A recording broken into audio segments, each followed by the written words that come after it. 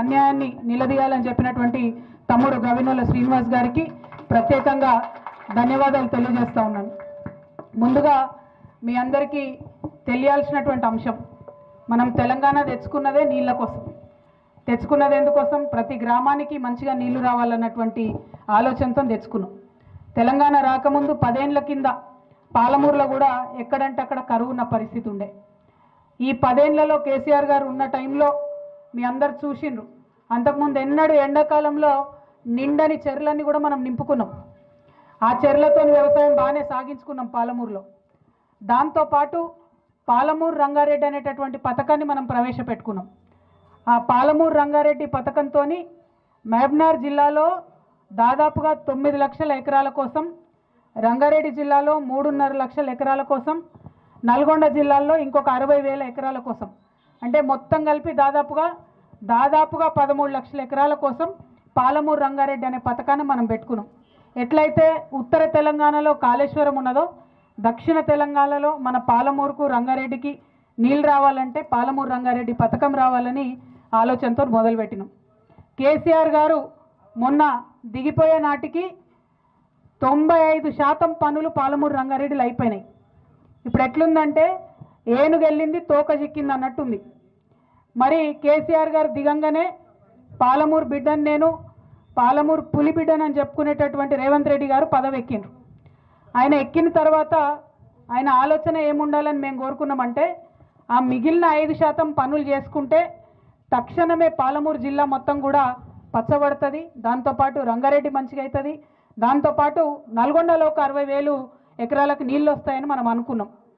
కానీ ఆయన కేవలం ఒకటే పంతం పట్టుకున్నాడు. పాలమూరు రంగారెడ్డి అనేటటువంటిది పూర్తయితే ప్రజలందరికీ కేసీఆర్ గారే గుర్తొస్తాడు కాబట్టి పాలమూరు రంగారెడ్డిని పక్కకు పెట్టడం వల్ల ఏం జరిగింది? ఇవాళ పాలమూరు రంగారెడ్డిలో డిజైన్ చేసిన దాని ప్రకారం 1,00,000 ఎకరాలు, 1,17,000 ఎకరాలు కొడంగల్లో సాగైతుండే, 60,000 ఎకరాలు మన నారాయణపేటలో సాగైతుండే. రేవంత్ రెడ్డి గారు రాగానే ఏం చేసిండ్రు? పాలమూరు రంగారెడ్డిలో కరివెన దగ్గర నుంచి ఉన్నటువంటి ప్రాజెక్టుని, ప్యాకేజ్ని మొత్తం తీసి పక్కకు పడేసి కొత్తగా కొడంగల్ లిఫ్ట్ ఇరిగేషన్ స్కీమ్ అని పెట్టిండ్రు ఆయన. దానివల్ల లాభం ఏమైంది? జీవో ఇచ్చినారు ఫిబ్రవరిలో 2024లో, పోయిన సంవత్సరంలో. దాంట్లో ఏం చెప్తారంటే కొడంగల్ నారాయణపేట కలిపి మొత్తం 1,00,000 ఎకరాలకు నీళ్ళు ఇస్తున్నారు. అయ్యా ముఖ్యమంత్రి గారు, మీరు ఒకసారి ఆలోచించాలి. 1,80,000 ఎకరాలకు వచ్చేటటువంటి పథకాన్ని పక్కకు పెట్టి 1,00,000 ఎకరాలు వచ్చేటటువంటి పథకాన్ని ఎందుకు చేపట్టినట్టు? మొదలు అది. రెండవది, ఈ కొడంగల్ లిఫ్ట్ ఇరిగేషన్ స్కీమ్ ఇప్పుడు ఏదైతే పెట్టినరో, ఎన్లయితే మన కానుకుర్తి భూములు పోతున్నాయో దానికి స్టార్టింగ్ పాయింట్, ఒకవేళ ఇది కట్టే మాటనే అయితే దానికి స్టార్టింగ్ పాయింట్ నిజానికి జూరాలలో తీసుకోవాలి.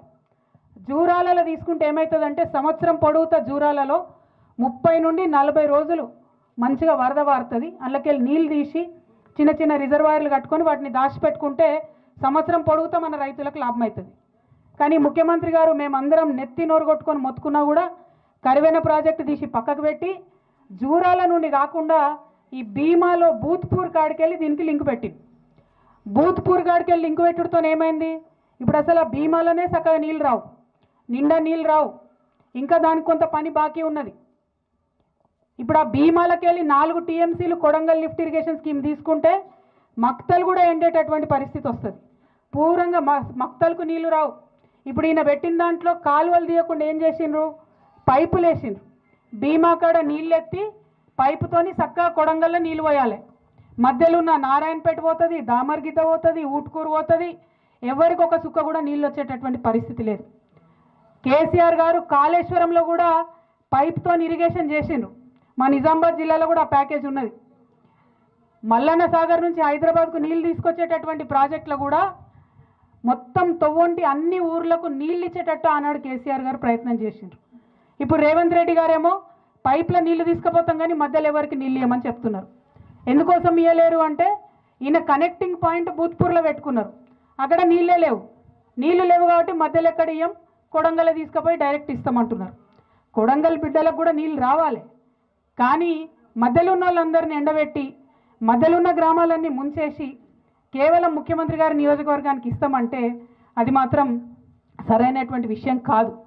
రెండవది, ఏదైనా పరిష్కారం ముఖ్యమంత్రి స్థాయిలో ఉన్న వ్యక్తి చూపిస్తే అది శాశ్వతంగా ఉండాలి, మళ్ళీ ఊకూకే రిపేర్ చేసేటట్టు ఉండద్దు.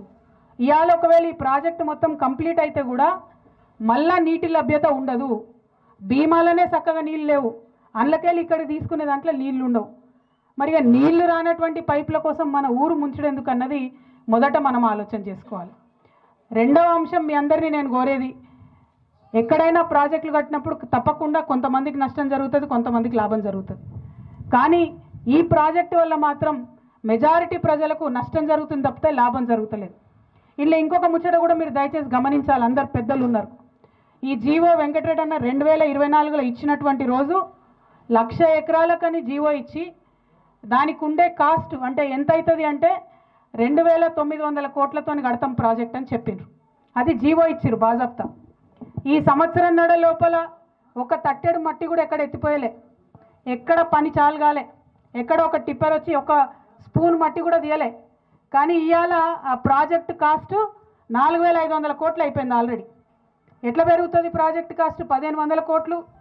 ఎందుకోసం పెరిగింది, ఎవరి కోసం పెరిగింది? ఆ 1,500 కోట్లకి వెళ్ళి మరి మన కానుకూర్తోళ్లకు ఎకరానికి 40 లక్షలు ఇస్తారా? అటువంటి ఆలోచన లేదు.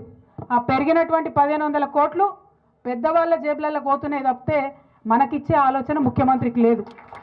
ఎందుకు ఈ మాట చెప్తా ఉన్నా అంటే, ఈ ప్రాజెక్ట్ ఏదైతే కట్టినరో, ఈ పెంచిన 1,500 కోట్లు ఏదైతే ఉన్నదో, ఇద్దరు గుత్తేదారులకు ఇచ్చిండ్రు ఈ ప్రాజెక్టు, ఇద్దరు కాంట్రాక్టర్లకు. వాళ్ళిద్దరికీ చెంచా మట్టి తీయకున్నా, తట్టెడు మట్టి ఎత్తకున్నా 600 కోట్ల రూపాయలు ముందే అడ్వాన్స్ ఇచ్చేసిరు వాళ్ళకు. అడ్వాన్స్ ఇచ్చి సంవత్సరంన్నర అవుతుంది, పని మాత్రం చాలు చేయలేదు. మరి నేను అడిగేది ఒకటే, ఆ పెద్దవాళ్ళ మీద ప్రేమ ఎందుకు, ఈ పేదవాళ్ళ మీద ప్రేమ ఎందుకు లేదు ముఖ్యమంత్రి గారు?